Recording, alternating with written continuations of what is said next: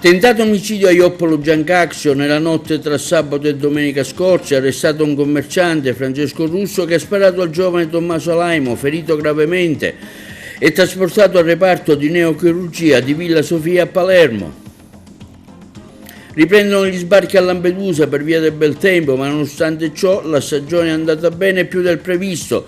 Nostra intervista al collega Elio Desiderio, corrispondente dall'isola. Il sindaco Miccichè istituisce un servizio di emergenza per le risorse idriche attivando delle linee telefoniche dedicate. A Favara è stato arrestato un autobottista che riforniva l'acqua prelevandola da un pozzo chiuso nel 2022, denunciato anche il proprietario terriero. Il Codacons di Agrigento propone una mobilitazione permanente dal prossimo 3 settembre in piazza Municipio fino a che il servizio idrico non verrà risolto. Avviata la campagna di sensibilizzazione sulla non violenza alle donne, intervista all'autrice dello spot Ornella Leopoldo. Successo della terza edizione del premio Scala dei Turchi Dina Russiello, organizzato a Realmonte dall'associazione Casa del Libro di Pascal Schembri, bilancio positivo per l'estate assiculiana. L'Unitas Sciacca ha vinto ai rigori contro il Castrum Favara, torneo dedicato al collega Salvatore Doro, prematuramente scomparso. Intanto l'Akragas si prepara alla prima di Coppa Italia incontrando il Vigor Gela. A Campobello di Licata, successo per la Notte Bianca dedicata allo sport paralimpico.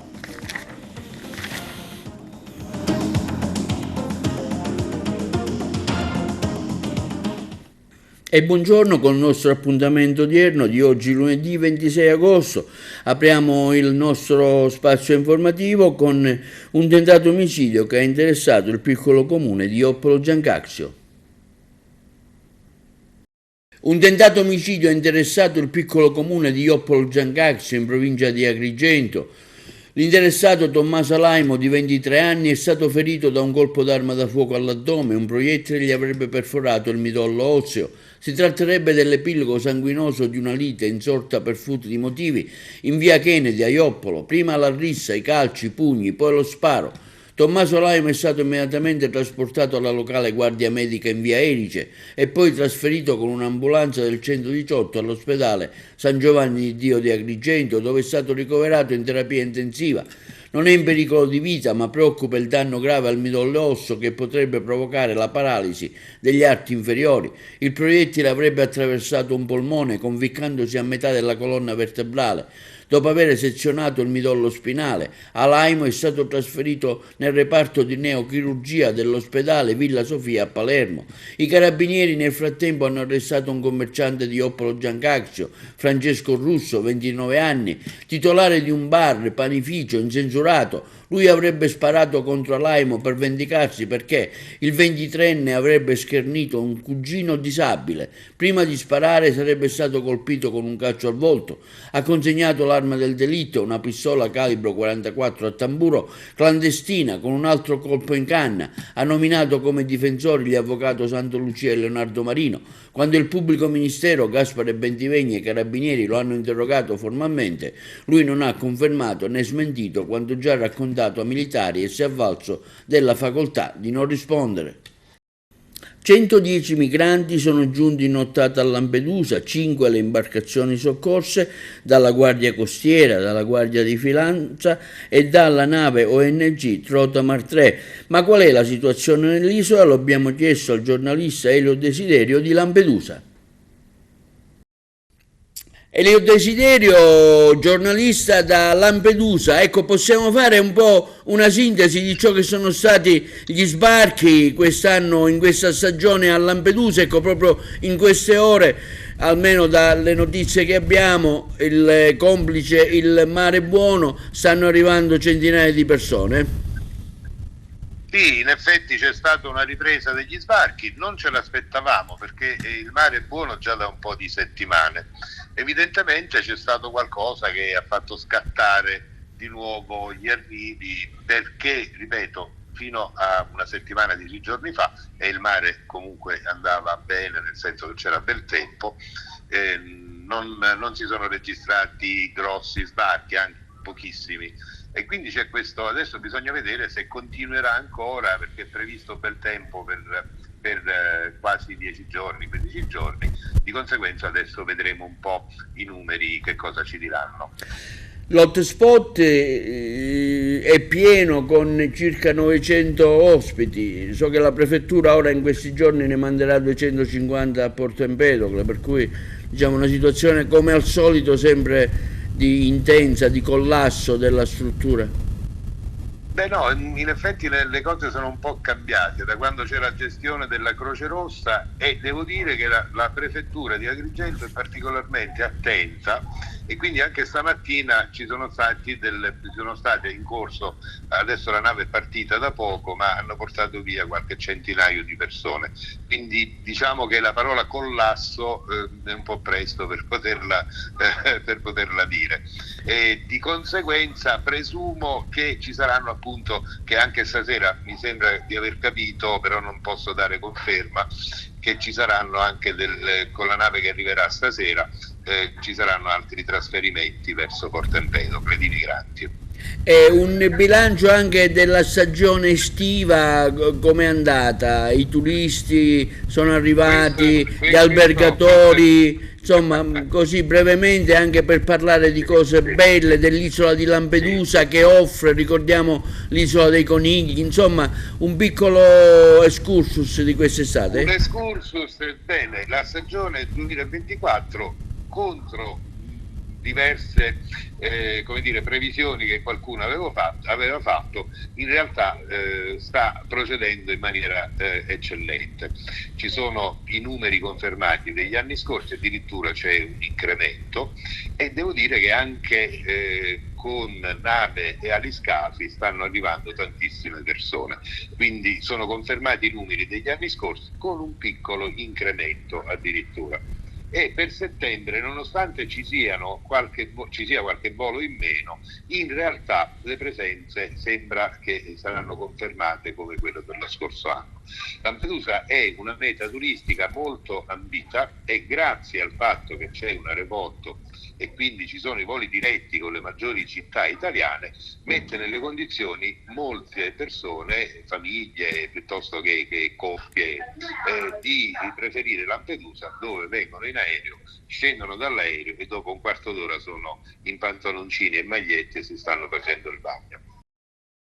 E decine di persone hanno partecipato alla fiaccolata che a Porticello, in provincia di Palermo, per ricordare le 7 vittime del naufragio del veliero Baesan, organizzata dalla Confraternita Maria Santissima del Lume dei Pescatori. Il parroco, Don Vincenzo Buscemi, ha recitato le preghiere in onore delle vittime del naufragio proprio al porto. Infine sono state gettate in mare 3 corone di fiori. Intanto il comandante della nave è stato inquisito per omicidio colposo e naufragio. La corrispondenza da Palermo.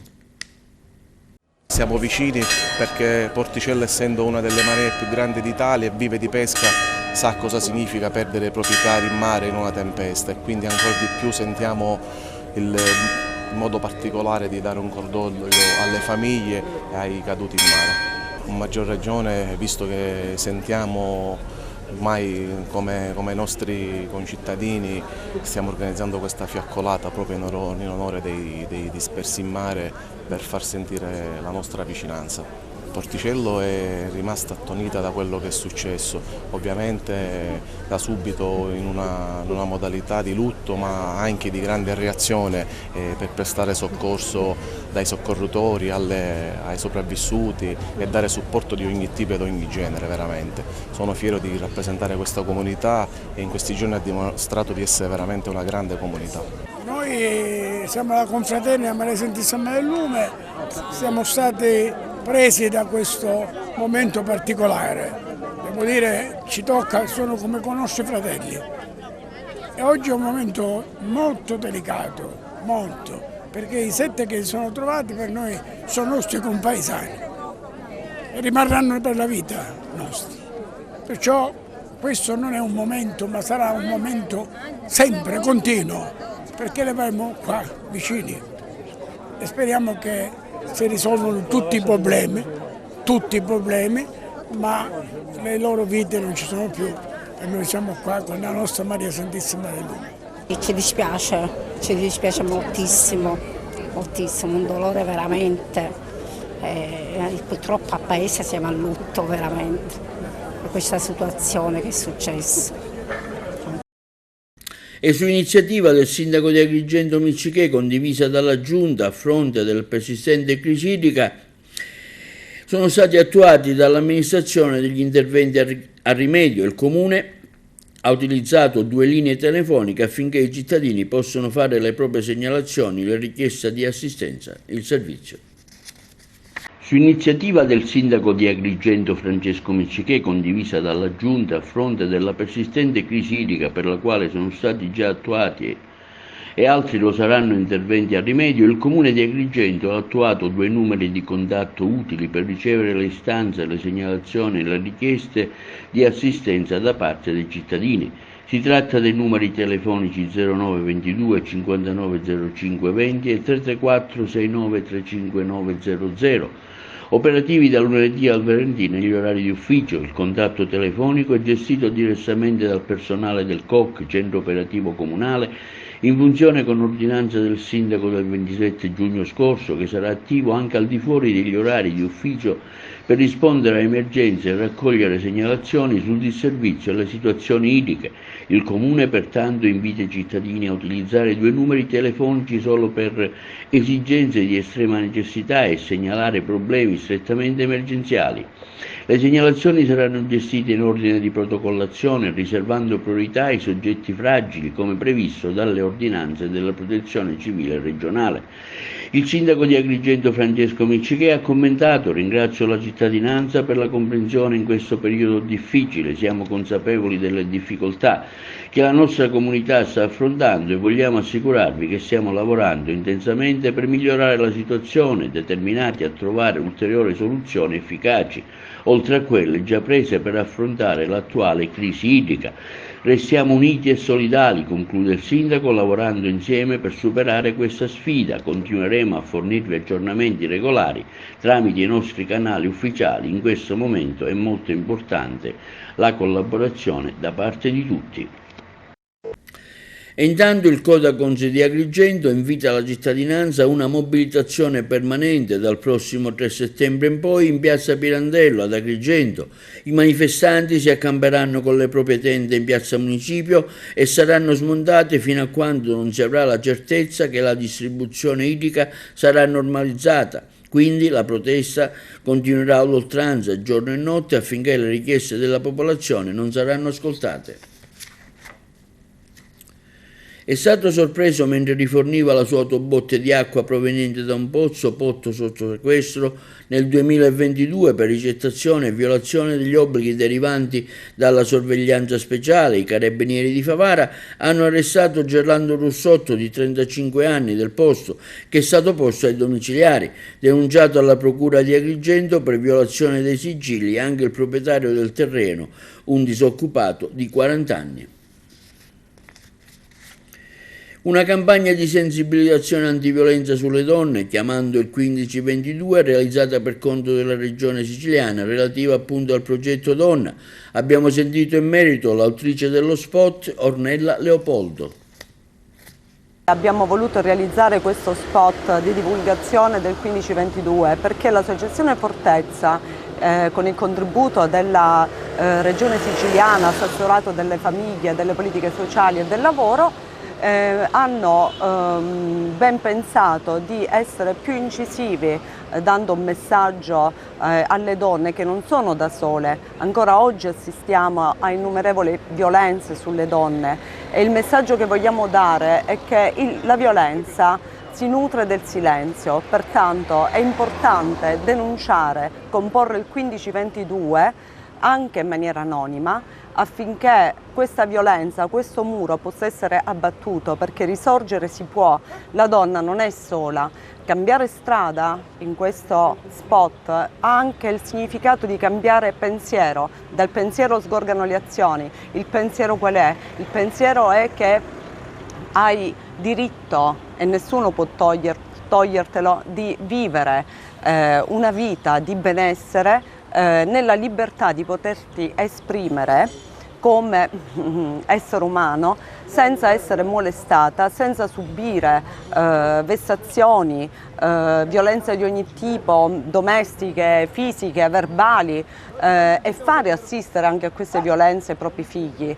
Quindi risorgere, puoi anche toccare il fondo, ma la vittoria deve essere quella leggera spinta di risalita attraverso il 1522, questo diritto alla tua libertà, alla tua vita più che abbondante, perché è disponibile, è possibile, quindi non ci stancheremo mai di promuovere iniziative di questo tipo e di dire sempre alle donne: denunciate e componete questo numero, perché non siete sole. Grande successo per la cerimonia di consegna dei riconoscimenti del premio letterario Scala dei Turchi di Nina Russello, giunto alla terza edizione, presentato dalla nostra collega Margherita Trupiano. Il servizio. Grande cornice di pubblico e successo per il premio letterario Scala dei Turchi di Nina Russello, che si è celebrato sabato sera, giunto alla sua terza edizione, organizzato dalla Pascal Schembri, presidente dell'associazione culturale Casa del Libro, che da 3 anni promuove il Real Monte, la sua bianca mar nella cultura, attraverso il conferimento di riconoscimenti a uomini, donne, scrittori, poeti, artisti impegnati nel sociale e sul territorio, particolarmente meritevoli per il loro contributo e la loro azione. Durante il saluto di benvenuto al pubblico, Pascal Schembri ha voluto ricordare il giovane presidente del Consiglio Comunale, prematuramente scomparso, Felice Vaccaro, spentosi il 25 novembre dello scorso anno. Una serata densa di emozioni con ospiti e tanti contenuti, qualità, ha detto Pascal Schembri. Esprimo grande soddisfazione, continua la stessa, che mi ha rappresentato il sindaco Lattuca per la riuscita della serata, che ha visto alternarsi sul palco un importante diplomatico, docenti universitari, giuristi di chiara fama, artisti, scrittori, letterati, poeti e rappresentanti di tutte le istituzioni. L'evento è stato arricchito dai premi alla carriera a personalità che si sono distinte per il loro impegno finalizzato al miglioramento della società. È stata, concluso Schembri, una serata di altissimo potenziale emotivo, con contenuti straordinari che hanno toccato le tematiche più varie, anche grazie alla competente conduzione della giornalista Margherita Trupiano, che ha intervistato il qualificato parterre di ospiti che l'intero premio letterario ha toccato. Il premio letterario Scala dei Turchi è intitolato, ha poi spiegato lo scrittore, a un'illustre donna scomparsa, mia moglie Nina Russello, il cui nome ho voluto sia stato legato indissolubilmente al Real Monte. Un'idea condivisa e sposata anche dall'amministrazione comunale, con in testa il sindaco Sabrina Lattuca, che la sostiene e la patrocina. Anche quest'anno, ha detto il sindaco, abbiamo voluto esserci per coniugare la meraviglia della Scala dei Turchi con la cultura e la promozione di questo territorio. Sono stati 26 riconoscimenti attribuiti a scrittori di fama ed esordienti in campo letterario. Premi speciali sono stati consegnati a Nino Bellomo, decano del panorama televisivo, Paolo Cilona, Maurizio Serra, il tenore José Todaro. Nel corso della serata sono stati assegnati anche riconoscimenti ai comandanti provinciali della Capitaneria, dei Vigili del Fuoco, dei Carabinieri e della Guardia di Finanza. Siamo molto soddisfatti, una bellissima serata quella di questa sera, la terza edizione del premio letterario Scala dei Turchi di Nina Russello. Che dire, io sono molto soddisfatta perché la promozione di questo territorio passa attraverso la bellezza e passa soprattutto attraverso la cultura, e le serate come quelle di questa sera insomma ne sono un grande esempio. Tantissimi autori, tantissime autorità presenti, civili e militari, a sottolineare che insieme squadra si fa sempre la differenza e si fa cultura e soprattutto si fa bellezza. Ecco, i messaggi di questa sera sono messaggi di bellezza appunto, ma anche di legalità e di speranza. speranza, speranza nei confronti delle giovani generazioni. Ecco, qualche autore diceva, ecco, è nelle loro mani il futuro, citando il Papa Giovanni Paolo II, loro avranno la possibilità di fare un capolavoro con le loro vite, però ecco, a noi la responsabilità di dare l'esempio e di rendere questa terra in questo momento storico alla portata dei ragazzi e alla portata del futuro. Real Monte lo fa ogni giorno, lo fa attraverso la promozione, lo fa attraverso la cultura, lo fa attraverso le nuove generazioni e lo fa con un grande esempio e emblema della Sicilia nel mondo, pulita, bella, bianca, solida, che è appunto la Scala dei Turchi, che diciamo, a cui il premio è dedicato, oltre ad una donna che è appunto Dina Russiello. Che dire, io sono veramente contenta, emozionata e soddisfatta, perché è un buon lavoro, un grande lavoro di squadra, e dà sempre i risultati sperati, e in questo caso i risultati si chiamano futuro, oltre che bellezza. Quest'anno, come è stato annunciato, abbiamo premiato 5 scrittori affermati, 5 emergenti e 5 poeti, tra quali dei poeti ci sono 2 giovanissimi, uno di 20 anni, Zaira, e un altro ragazzo di 18 anni, Giuseppe Iati, che li abbiamo scelti per il loro modo di scrivere, e l'Associazione Culturale Casa del Libro per la prima volta ha deciso di pubblicare il loro primo volume. E quindi speriamo che nell'avvenire scopriremo altri talenti, perché la Casa del Libro l'ho creata per scoprire nuovi talenti, e quindi quest'anno abbiamo scoperto questi 2 nuovi talenti più un altro scrittore emergente, Santino Di Mauro, Sotto le onde, 3 premi alla carriera, il professore Paolo Cilona, il nostro centenario 102 anni Nino Bellomo, che è già seduto.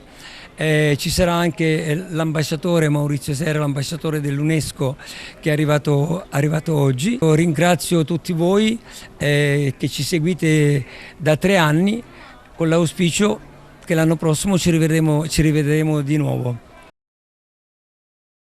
Bilancio positivo per l'edizione 2024 dell'Estate Siculianese, che ha visto protagonisti il centro storico, dove si sono svolti appuntamenti dedicati al teatro, musica e gli spettacoli, con il coinvolgimento del Borgo Marinaro di Siculiana Marina. Abbiamo sentito in merito il sindaco Giuseppe Zambito e la presidente della Proloco Francesca Ciulla.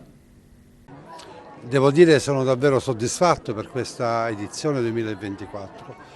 Un'edizione che ha visto protagonista sia il nostro centro storico, con appuntamenti con il teatro e tantissime altre manifestazioni, e il Borgo Marinaro di Siculiana Marina con la musica, i mercatini di Carat, e la ludoteca Sotto le Stelle, una serie di iniziative legate sia al sociale, con anziani in prima fila e altre attività, e sia iniziative che hanno davvero intrattenuto numerosi turisti. Le presenze quest'anno sono aumentate di molto, e questa è una grande soddisfazione, come è bello aver riscontrato una presenza tutte le sere di un pubblico attento che ha gradito. È stato un cartellone ricco per l'alternanza, dalla musica al teatro, alla rievocazione storica, appuntamento qui al Giardino con i libri e non solo, per cui davvero per tutti, ce n'è stata per tutti, e il risultato è molto positivo. L'importanza, sindaco, degli sponsor che hanno contribuito e supportato l'estate siculianese. Ancora quest'anno una sinergia soprattutto con le aziende più rappresentative di questo territorio, che sono il Resort Adler e la Catanzaro Costruzione Ampia insieme, e in sinergia abbiamo sicuramente intrapreso un percorso di collaborazione che ci consente anche di sviluppare più attività sia in ambito ambientale sia anche di intrattenimento. È fondamentale questo tipo di collaborazione, soprattutto anche in una chiave turistica, per cui stiamo investendo molto su questo, e basta ricordare che noi abbiamo tenuto aperte i siti più significativi culturalmente come Palazzagnello, il Santuario Santissimo Crocifisso, il Museo Meti ed altri, dalle 21 a mezzanotte, appunto per consentire anche una passeggiata anche attraverso il Museo diffuso di Costanza, Branchiano e Doria nel nostro territorio, nel nostro centro storico, dopo un lavoro di riqualificazione importante. Comunque è una Siculiana che, finita l'estate, comunque è sempre ancora in prima linea per nuovi appuntamenti, per arrivare poi al Natale medievale di dicembre. Sì, la Proloco in generale ha come scopo proprio la promozione del territorio e noi a Siculiana abbiamo appieno portato a termine proprio questo ruolo. Quest'anno un calendario ricco di eventi che ha portato a Siculiana non solo molti turisti ma ha portato tanta pubblicità e una riqualificazione proprio del nostro territorio da un punto di vista economico, da un punto di vista culturale. È un calendario che ha accontentato tutti, ogni fascia di età e che effettivamente ha riscosso tanto successo. E possiamo dire, tirando le somme, che è stato un'estate molto proficua e siamo contenti dei nostri risultati. Siculiana città degli sposi, Siculiana città aperta ai turisti, Siculiana ormai conosciuta in ogni parte, diciamo, della Sicilia e oltre. Noi come Proloco possiamo ritenerci soddisfatti e speriamo di continuare sempre, diciamo, su questa strada. E a Trapani è stato recuperato in mare un altro rostro della battaglia delle Egadi, il servizio. Il mare, scenario della battaglia delle Egadi, continua a restituire tesori archeologici. La campagna di ricerca di agosto ha infatti consentito di recuperare un rostro in bronzo che si trovava su un fondale a circa 80 metri. Il reperto è stato recuperato dai subacquei altofondalisti della Society for Documentation of Submerged Sites, con l'ausilio della nave oceanografica da ricerca Hercules, che negli anni ha permesso, grazie alle sofisticate strumentazioni presenti a bordo, l'individuazione e il recupero di numerosi reperti riguardanti l'importante evento storico del III secolo a.C. Il rostro è stato trasferito nel laboratorio di primo intervento dell'ex stabilimento Florio di Favignana ed è già al vaglio degli archeologi della Soprintendenza del Mare della regione siciliana. Le sue caratteristiche sono simili a quelle degli altri già recuperati nelle precedenti campagne di ricerca. Nella parte anteriore una decorazione a rilievo che raffigura un elmo del tipo Montefortino con 3 piume nella parte superiore, mentre le numerose concrezioni marine non consentono ancora di verificare la presenza di iscrizioni. Le attività di ricerca nel tratto di mare tra Levanzo e Favignana sono condotte da circa 20 anni da un team formato dalla Sovrintendenza del Mare, dalla statunitense RPM Nautical Foundation e dalla SDSS. I fondali delle Egadi, dice l'assessore regionale ai beni culturali Francesco Paolo Scarpinato, sono sempre una fonte preziosa di informazioni per aggiungere ulteriori conoscenze sulla battaglia navale tra la flotta romana e quella cartaginese. L'intuizione di Sebastiano Tusa continua ancora oggi a ricevere conferme sempre più puntuali, avvalorando gli studi dell'archeologo che avevano consentito l'individuazione del teatro della battaglia che sancì il dominio dei Romani sul Mediterraneo. Con quest'ultimo rostro salgono a 27 quelli ritrovati a partire dai primi anni 2000, micidiali armi di distruzione che, applicati sulla prua delle navi da guerra, consentivano lo speronamento delle imbarcazioni nemiche e il conseguente affondamento. Negli ultimi 20 anni sono stati individuati anche 30 elmi del tipo Montefortino, appartenenti ai soldati romani, 2 spade, alcune monete e un considerevole numero di anfore. La battaglia delle Egadi, combattuta a nord-ovest dell'isola di Levanzo nel 241 a.C., segnò la fine della prima guerra punica. Linea alla regia per la pubblicità. A Milazzo il sindaco Mirilli contesta la politica dell'autorità di sistema sul porto. La corrispondenza. Il sindaco di Milazzo, Pippo Midilli, alla notizia della possibile chiusura dei terminal marittimi per mancanza di gestore, aveva subito preso posizione. La Comet di Messina ha deciso di lasciare la gestione non partecipando alla gara d'appalto per il rilascio della nuova concessione decennale, andata deserta alla fine del mese scorso. Dopo oltre 12 anni, quindi, l'azienda ha deciso di dire basta, contestando gli oneri di servizio previsti nel bando e la mancanza di copertura del costo del personale, delle manutenzioni e dei servizi resi all'utenza, oltre che del canone. Pertanto il sindaco Pippo Midili ha chiesto un incontro all'assessore regionale alle infrastrutture Alessandro Aricò per affrontare la questione del porto di Milazzo, una problematica che va oltre il caso Terminal ma riguarda tante situazioni che interessano lo scalo mamertino che da 15 anni a questa parte è stato mortificato dalla politica portata avanti dall'autorità di sistema, afferma Midili. Questa storia delle concessioni del Terminal rappresenta l'ultimo segnale di disinteresse dell'autorità di sistema nei confronti del nostro porto. Si è cominciato con il traffico commerciale, visto che a parte le navi della raffineria praticamente non c'è altra movimentazione a causa degli elevati oneri previsti per gli armatori. Qualcuno preferisce far arrivare i prodotti al porto di riposto e poi trasportarli nelle nostre zone, risparmiando sui costi, sottolinea il sindaco di Milazzo. E adesso si vorrebbe fare altrettanto con il traffico passeggeri, con il pagamento di un canone annuo, che però risulta irrisorio rispetto alle spese triplicate addossate al concessionario per far fronte a tutti i servizi richiesti. È giunto il momento di cambiare pagina, continua Midili. Aspetto di incontrare il commissario dell'autorità di sistema per capire quali sono le intenzioni per il nostro porto. Il sindaco poi lamenta il mancato avvio dei lavori della banchina 20 luglio, bloccati ormai dal 2016. L'ultimo passaggio riguarda la questione dei portuali, una figura di rilievo a Milazzo che, mancando il lavoro, è stata fatta praticamente scomparire. Ecco perché è giunto il momento di far valere i diritti di una città, sede di un porto che consegna all'autorità di sistema il 45% di risorse, ricevendone in cambio solo il 3%. Va restituito allo scalo il ruolo che storie e traffici marittimi gli riconoscono, conclude il sindaco di Milazzo Pippo Midili.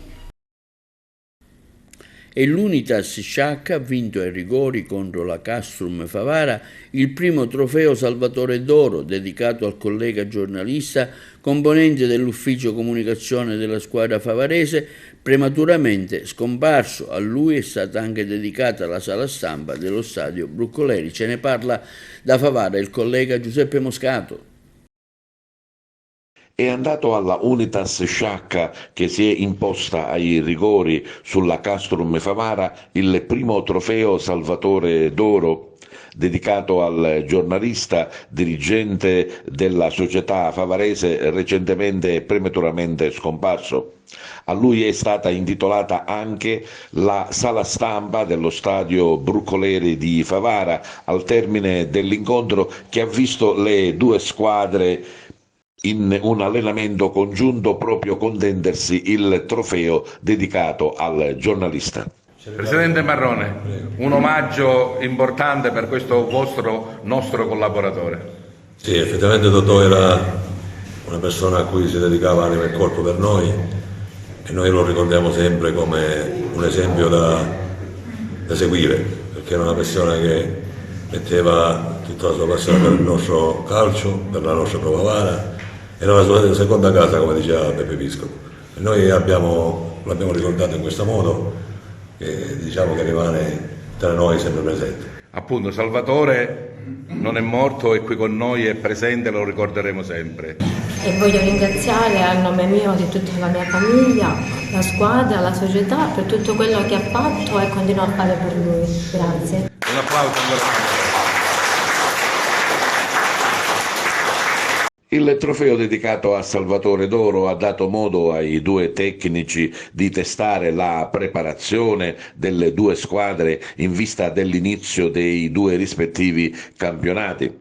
Il primo tempo ha visto una leggera supremazia dell'Unitas Sciacca che ha messo in seria difficoltà i locali, poi Castrum Favara nella ripresa è riuscita in alcune triangolazioni e ripartita, ma si denota ancora una difficoltà. Sicuramente qualcosa da correggere in vista del campionato nazionale di Serie D, che proprio la prossima domenica ha l'incontro di Coppa Italia con l'Enna, per poi arrivare alla prima giornata di campionato sempre in casa con l'Enna. Ma sentiamo le impressioni dei tecnici.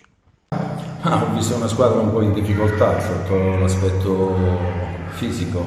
Innanzitutto devo ringraziare i ragazzi che 4-5 ragazzi sono scesi in campo in condizioni precarie perché abbiamo avuto un virus, si è rischiato anche di saltare la partita.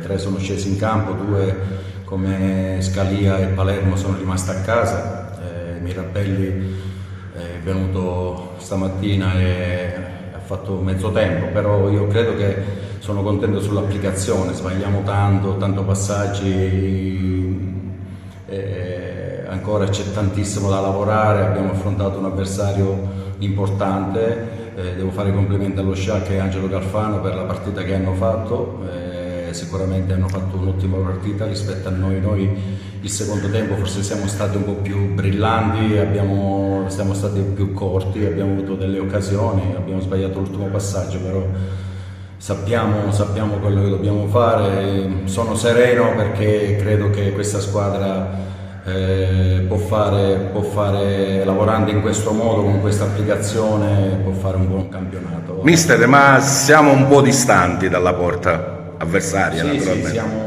Sì, siamo lunghi, nel senso che in questo momento sbagliamo, al primo passaggio lo sbagliamo e ci allunghiamo molto, sicuramente i fraseggi sono molto lenti e questo ci dà difficoltà ad attaccare la profondità e attaccare con grande forza la porta avversaria, però credo che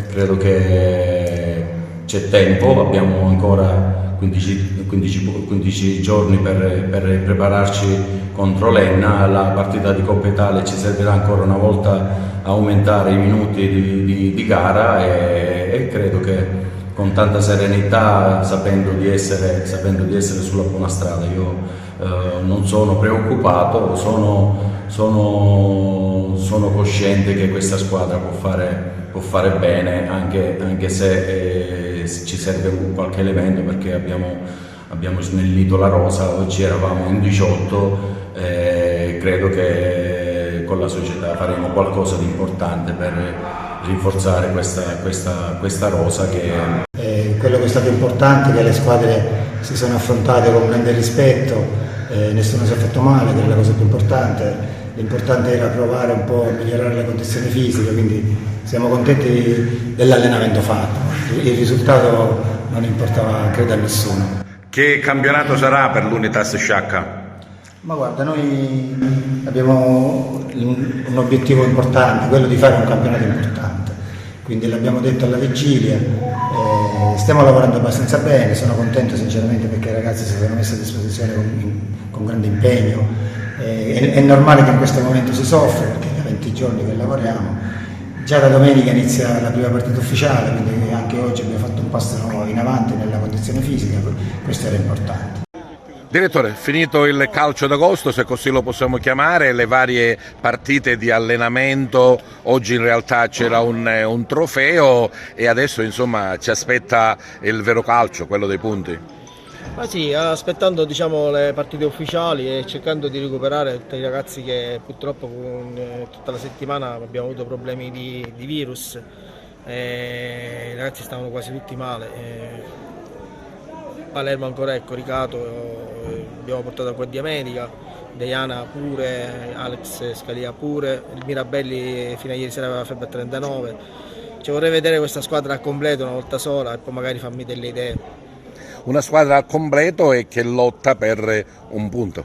Assolutamente sì, stiamo valutando alcune situazioni chiaramente con la società, perché qualcosa la dobbiamo fare. È inutile qua, non mi nascondo e dire che sto lavorando dietro le quinte per migliorare ancora di più la squadra, ma ripeto, il gruppo è sano, sono convinto che con qualche piccolo miglioria faremo un bel campionato. Commentavamo con il mister che siamo un po' distanti dalla porta avversaria. Siamo distanti perché c'è tantissimo lavoro, carico di forza, e quindi i ragazzi sono molto imballati, ma ripeto, oggi parlare di vedere una squadra così è inutile, sarebbe assurdo. Noi dobbiamo vedere la squadra al completo, con qualche situazione che andremo a sistemare e poi ne parliamo. Io quando poi ci saranno i punti allora mi sbilancerò.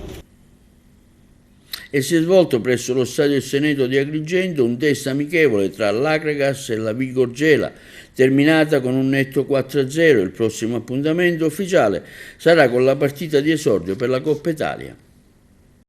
A meno di 8 giorni dal debutto in Coppa Italia contro i cugini del Licata di Pippo Romano, l'Akragas di Lillo Bonfatto sta completando la preparazione precampionato con la rosa messa a disposizione dalla dirigenza biancazzurra. Sinora la squadra, composta da una trentina di calciatori, ha sostenuto dei galoppi congiunti contro compagini di promozione e qualcuno anche di eccellenza, mostrando anche dei progressi costanti e discreta visione di gioco. La vera potenzialità della compagine dei Templi si potrà giudicare meglio quando dovrà confrontarsi con una pari grado, e quella di domenica prossima contro il Licata proprio cade a puntino. Rappresenterà sicuramente un test significativo, molto impegnativo, una sorta di collaudo in previsione della stagione vera e propria, il cui inizio è programmata per la domenica successiva, 8 settembre, in quel di Locri. Nell'ultimo test di sabato scorso contro la Vigor Gela, l'Akragas ha prevalso con il risultato di 4-0, con reti di Bevilacqua, Lofaso, Grillo e Riggio. Ed ora spazio alle interviste. Mister, soddisfatto di questo test match contro il Vigor Gela? Allora, se devo essere sincero, abbiamo fatto un passo indietro rispetto alle ultime prestazioni, però ci può stare perché i carichi questa settimana abbiamo pure lavorato. Finalmente abbiamo finito, diciamo, con il ritiro, ora dalla prossima settimana iniziamo a preparare sia mentalmente che fisicamente la partita di Coppa per l'esordio. In cosa deve migliorare e crescere la tua Akragas? Ma guardi, io penso una cosa, siamo in un posto, in una squadra importante, una città blasonata, quello che non deve mai mancare deve essere il ritmo, cercare di dettarlo e non fermarci mai, anche se c'è un po' di fatica dobbiamo essere bravi a superarla. Tra 7 giorni inizia ufficialmente la stagione, il primo turno di Coppa Italia, all'Essaneto arriva il Licata. Sì, è la prima partita ufficiale, la partita importante, è un derby, sappiamo che è molto sentito da parte di tutti, quindi noi dobbiamo andare a prepararla innanzitutto bene e poi andare la domenica e cercare di dare il massimo e onorare sempre la maglia. Come state fisicamente?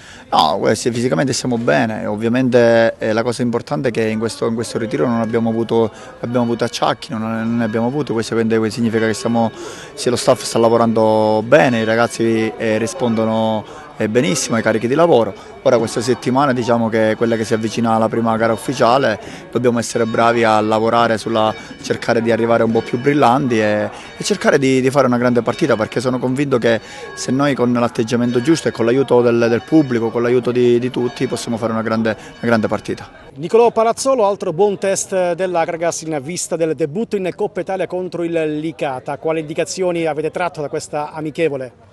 Sì, finalmente siamo arrivati all'ultimo test prima delle partite ufficiali. Siamo contenti di questo precampionato perché comunque abbiamo lavorato molto bene. Ci è servito sia per capire le idee del mister che per stare del tempo insieme e creare un buon gruppo. Come state fisicamente? Ecco. Fisicamente pian piano troveremo la miglior forma, è stato un grande ritiro che abbiamo lavorato molto e siamo molto soddisfatti. Di che livello è quest'Akragas? È ancora presto per dirlo? È ancora presto per dirlo, però si vedono delle belle trame di gioco, degli ottimi risultati e adesso vedremo le partite ufficiali come saranno. Perché hai scelto l'Akragas? Ho scelto l'Akragas perché ho trovato molto interesse da parte del mister, del direttore, e perché comunque nel mio sangue c'è anche un po' di Sicilia, visto che mio papà è di Marsala. Cosa puoi dare a quest'Akragas? Posso dare sicuramente, darò tutto me stesso, suderò la maglia e garantirò ai tifosi di dare il massimo ogni partita. Grande successo a Campobello di Licata alla manifestazione denominata Notte Bianca dello Sport Paralimpico, organizzata dall'Associazione Prosport Ravanusa. Sentiamo ora l'intervista a Giancarlo La Greca, presidente della Prosport, e a Noemi Corbo, assessore alla disabilità del Comune di Campobello di Licata. Campobello di Licata, Notte Bianca dello Sport Paralimpico, evento unico in Sicilia di solo discipline paralimpiche.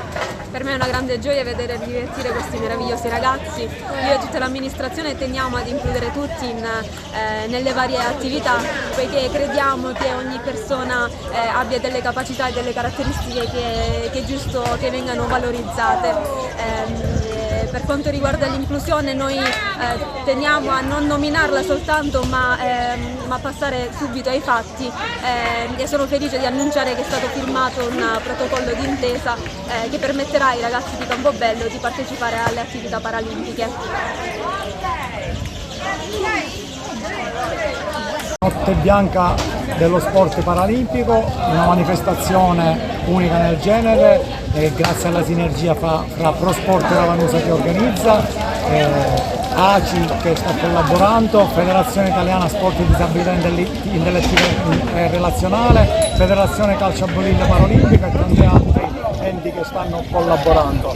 Grazie al Comune di Campobello di Licata che ha creduto in questo progetto, i numeri ci danno ragione, un successo in qualità e quantità dove i ragazzi si stanno divertendo. Invito tutti a prendere esempio di questa iniziativa e portarla avanti per la gioia di tanti ragazzi.